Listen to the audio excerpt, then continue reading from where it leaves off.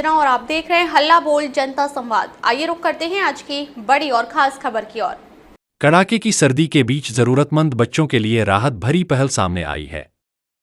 राजकीय प्राथमिक विद्यालय झोर में बुधवार को भामाशाह दंपत्ति सुरेश चंद्र एवं कुसुम देवी द्वारा स्कूली छात्र छात्राओं को निःशुल्क ऊनी वस्त्र वितरित किए गए। प्रधानाध्यापक विमलेश सिंघल की प्रेरणा से आयोजित इस सेवा कार्य में बच्चों को स्वेटर, जैकेट, टोपा, मोजे सहित अन्य ऊनी कपड़े प्रदान किए गए। ऊनी वस्त्र पाकर नौनिहालों के चेहरे खुशी से खिल उठे। प्रधानाध्यापक विमलेश सिंघल ने बताया कि धौलपुर शहर निवासी भामाशाह श्री सुरेशचंद्र ठेकेदार एवं उनकी धर्मपत्नी कुसुम देवी के साथ समाजसेवी हरेंद्र गोयल के सहयोग से लगभग 100 बच्चों को सर्दी से बचाव के लिए ऊनी कपड़े वितरित किए गए। इस मानवीय पहल से जरूरतमंद बच्चों को ठंड से राहत मिली है।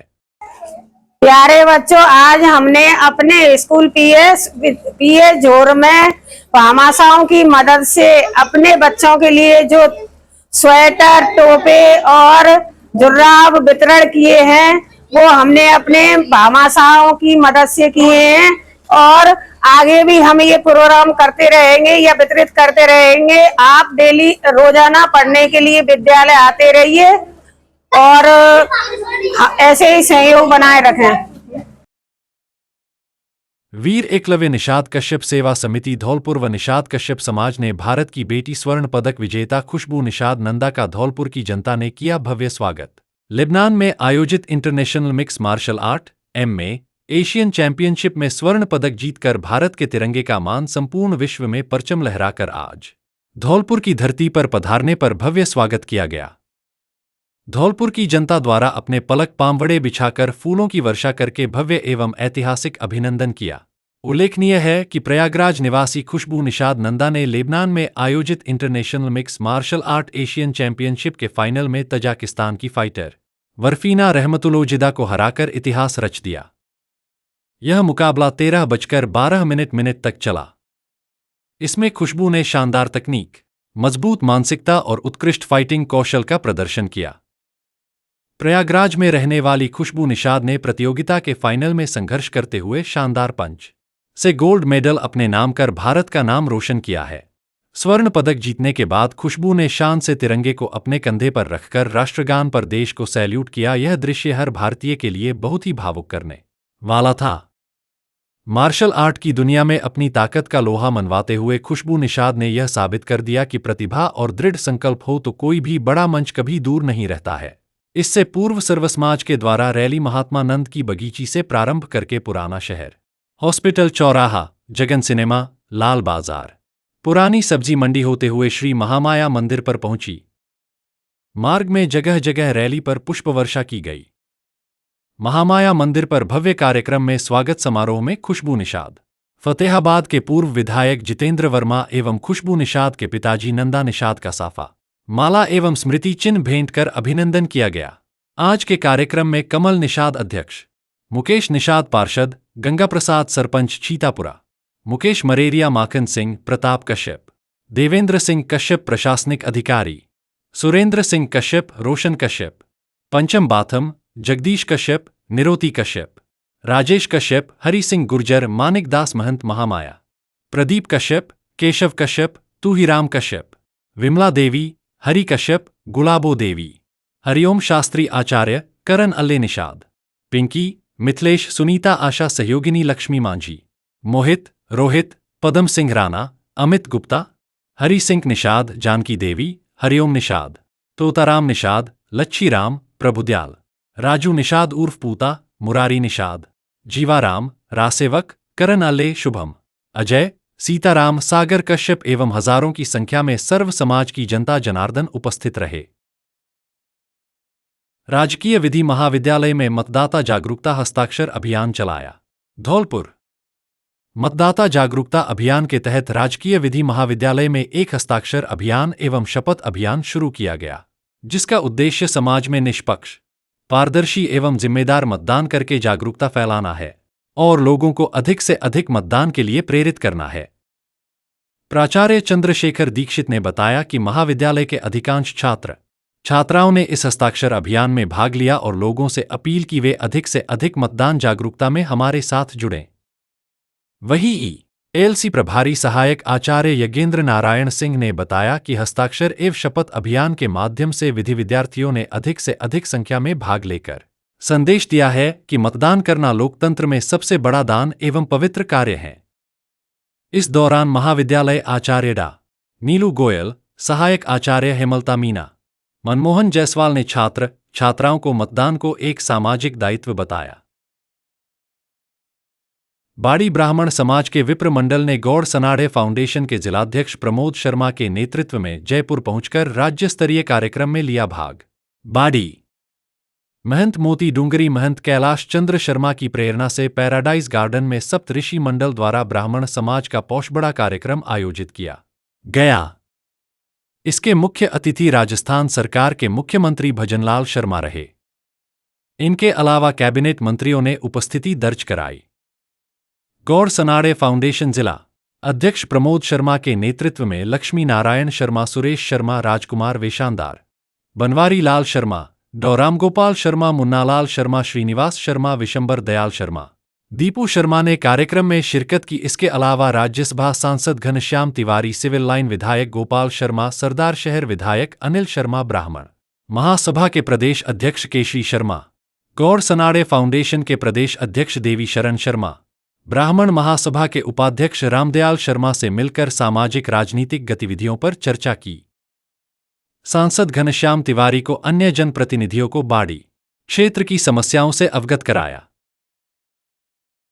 राजाखेड़ा में नहीं रुक रहे हैं ओवरलोड वाहन, सड़कों पर धड़ल्ले से दौड़ते हुए आते हैं नजर। कैसे रुके दुर्घटनाएं, हादसों को निमंत्रण दे रहे ओवरलोड वाहन। जबकि पूरी जनवरी के महीने भर चल रहा है सड़क सुरक्षा सप्ताह। राजाखेड़ा कस्बे में वन विभाग की अनदेखी के चलते वृक्षों अंधाधुंध कटाई की जा रही है, जबकि स्थानीय प्रशासन एवं राज्य सरकार द्वारा करोड़ रुपए खर्च कर वृक्षारोपण कराया गया था, जबकि वन विभाग की अनदेखी के कारण हरे वृक्षों को काटकर ईंट भट्टों पर लकड़ी ले जाते हुए दिखें, जिनसे झुकाई करके ईंट को पकाया जा रहा है। कस्बा राजाखेड़ा के अंदर शमशाबाद आगरा बाईपास शमशाबाद राजाखेड़ा रोड पर ओवरलोड की रहती भरमार। आखिर कैसे रुकेगी दुर्घटनाएं? हर साल दर्जनों व्यक्ति जाते हैं काल के गाल में, चाहे वह 3 व्हीलर ऑटो हो या ईंटों से भरा ट्रैक्टर हो, चाहे ओवरलोड ट्रक हो, इन बातों पर ले जाते हुए दौड़ते ही नजर आते हैं। सरकार द्वारा चलाए जा रहे 4 नवंबर से 18 नवंबर तक सड़क सुरक्षा सप्ताह के अंदर वाहनों की जांच पर शिकंजा कसा है, जबकि पुलिस प्रशासन के कड़े रवैये के बाद भी वाहन खुले में सड़क पर दौड़ते हुए नजर आते हैं। प्रशासन से आस आखिर हम कब तक सुधरेंगे, जो कि बेरोक टोक धड़ल्ले से दौड़े जा रहे हैं। यदि परिवहन विभाग द्वारा ओवरलोड वाहनों को चेक करना शुरू कर दिया जाए तो दुर्घटनाओं में काफी अंकुश लगाया जा सकता है। क्या जिला परिवहन विभाग इन ओवरलोड वाहनों पर जांच कर शिकंजा करने की कार्रवाई करेगा, जिससे दुर्घटनाओं पर अंकुश लग सके? राजाखेड़ा से पंडित बुद्ध सिंह उदैनिया की रिपोर्ट। राजाखेड़ा में 7 माह पूर्व टूटे हुए नाले का निर्माण कार्य शुरू।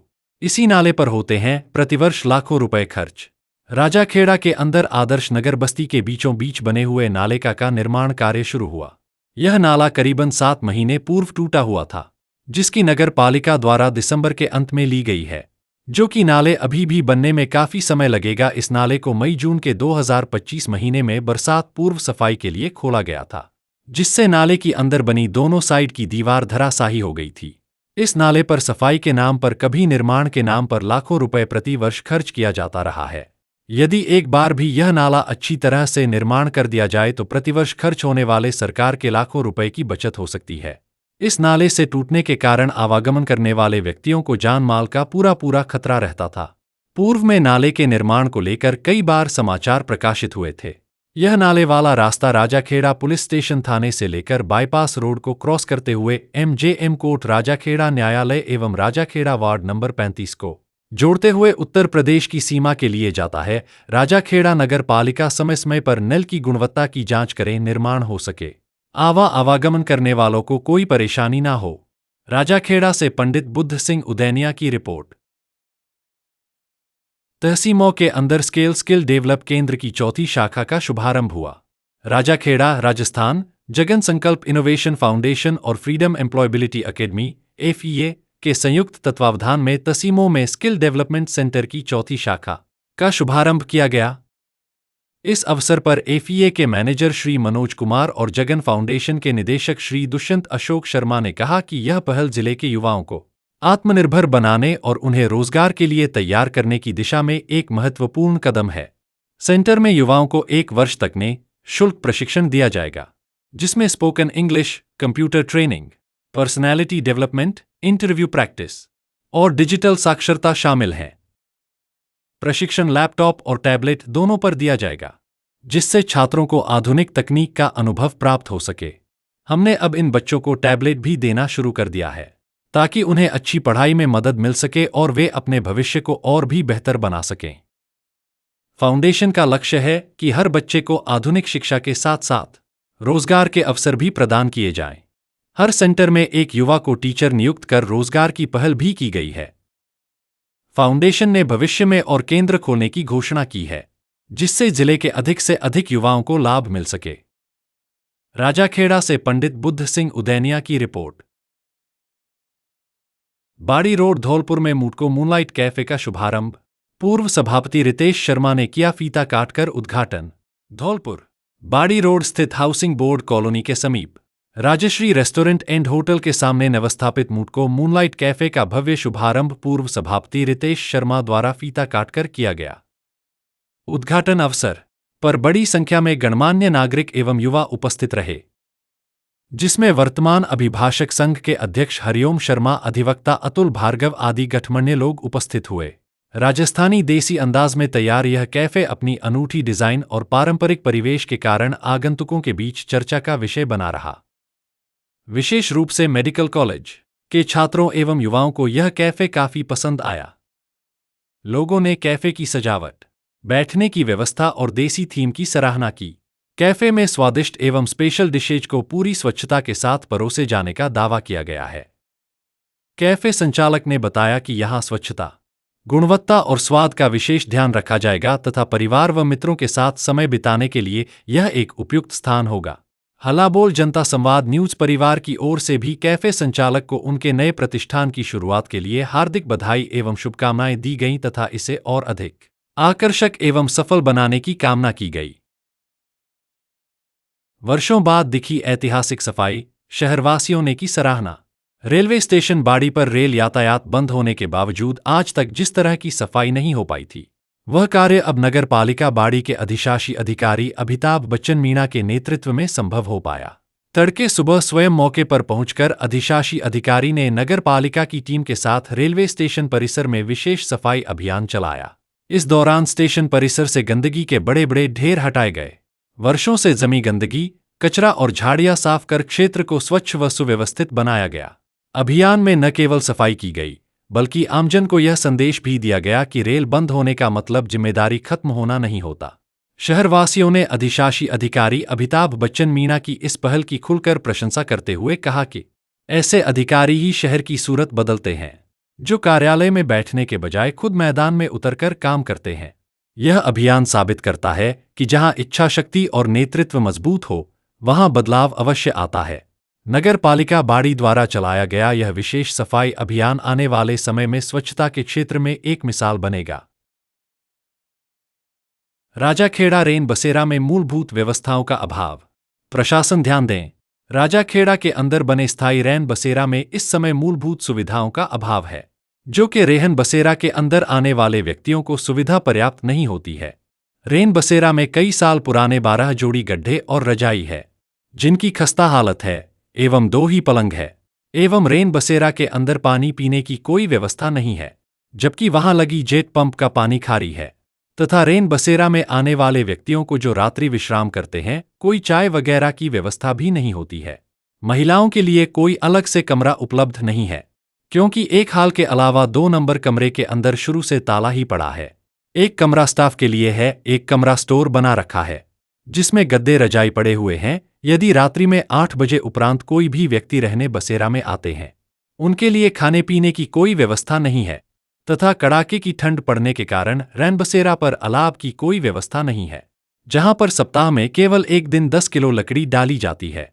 क्या इस रेहन बसेरा की कार्रवाई या खर्चा केवल कागजों तक ही सीमित है, जहां पर रेन बसेरा के अंदर दीवारों के प्लास्टर भी टूटे हुए दिखाई दे रहे हैं, जिसमें गंदगी का आलम है, जबकि राज्य सरकार द्वारा रेन बसेरा पर खर्च करने हेतु अलग से बजट दिया जाता है। क्या राजाखेड़ा नगर पालिका इस रहन बसेरा का पूर्ण रूप से संचालन करने की व्यवस्था करेंगे ताकि आने वाले महिला एवं पुरुषों को विश्राम के समय परेशानियों का सामना न करना पड़े? राजाखेड़ा से पंडित बुद्ध सिंह उदैनिया की रिपोर्ट।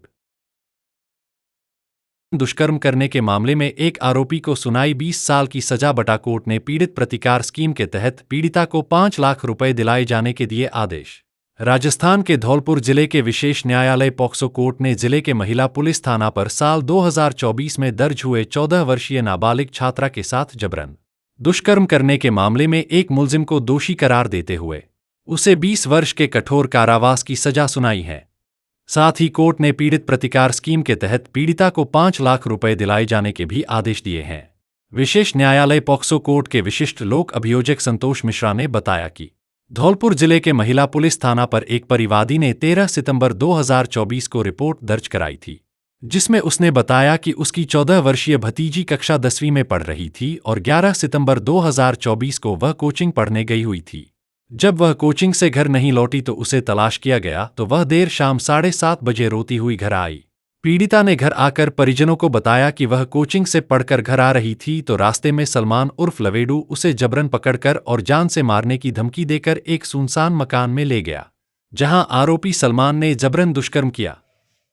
महिला पुलिस थाना ने मामला दर्ज कर अनुसंधान शुरू किया और नाबालिग छात्रा का रेप संबंधी मेडिकल कराकर कोर्ट में बयान दर्ज कराए गए। अनुसंधान के दौरान मामला दुष्कर्म का पाए जाने पर पुलिस ने आरोपी सलमान को गिरफ्तार कर पॉक्सो कोर्ट में 19 सितंबर 2024 को पेश किया। मुलजिम सलमान न्यायिक अभिरक्षा में चल रहा है। मामले में लोक अभियोजक मिश्रा ने कोर्ट में 14 गवाह पेश कर दस्तावेजों को साबित कराया। प्रकरण में न्यायाधीश राजकुमार ने दोनों पक्षों की बहस और लोक अभियोजक की दलील सुनने के बाद मंगलवार को मुलजिम 19 वर्षीय सलमान पुत्र इलियास निवासी पटपरा पुराना शहर धौलपुर को दोषी करार देते हुए 20 वर्ष के कठोर कारावास की सजा सुनाई है। साथ ही मुलजिम को 6,500 रुपए के अर्थदंड से दंडित किया है। विशिष्ट लोक अभियोजक संतोष मिश्रा ने बताया कि पॉक्सो कोर्ट ने पीड़ित प्रतिकार स्कीम के तहत पीड़िता को 5 लाख रुपए दिलाए जाने के भी आदेश दिए हैं। बताओ। दिनांक 11/9/2024 को एक 15 वर्षीय नाबालिग को कोचिंग से घर लौटते समय रास्ते से आरोपी सलमान उर्फ लवेडू द्वारा सुनसान मकान में ले जाकर उसके साथ जबरन बलात्कार किया, जिसका मुकदमा संख्या 262/24 मेला थाना धौलपुर में दर्ज हुआ, जिसमें अनुसंधान अधिकारी ने दिनांक 19/9/2024 को आरोपी सलमान उर्फ लवेडू को गिरफ्तार कर पॉक्सो न्यायालय धौलपुर में पेश किया, जो दिनांक 19/9/2024 से ही धौलपुर जेल में बंदी है।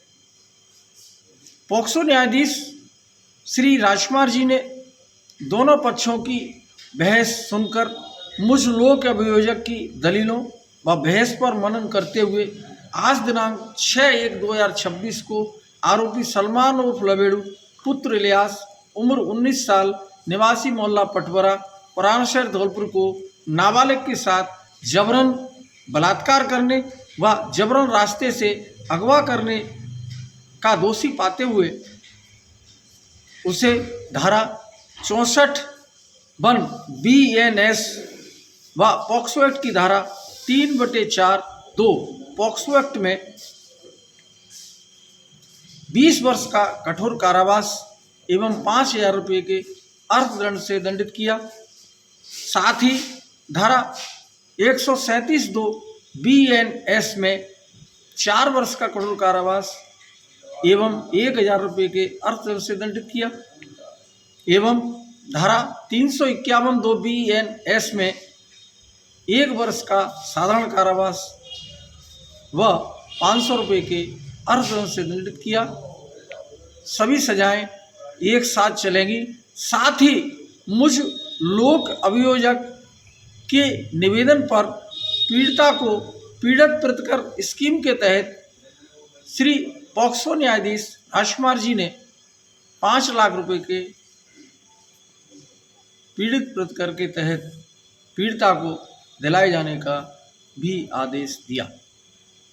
बताओ। अब तक के लिए बस इतना ही, फिर मिलते हैं एक ऐसी ही बड़ी खबर के साथ। तब तक के लिए नमस्कार और देखते रहिए हल्ला बोल जनता संवाद। अगर आपको ये वीडियो पसंद आई हो तो इसे लाइक करें व शेयर करें। ऐसे लेटेस्ट अपडेट पाने के लिए बेल आइकन को प्रेस करना ना भूलें। अगर आप हमें फेसबुक या फिर इंस्टा के माध्यम से देख रहे हैं तो हमारे पेज को फॉलो जरूर करें। धन्यवाद।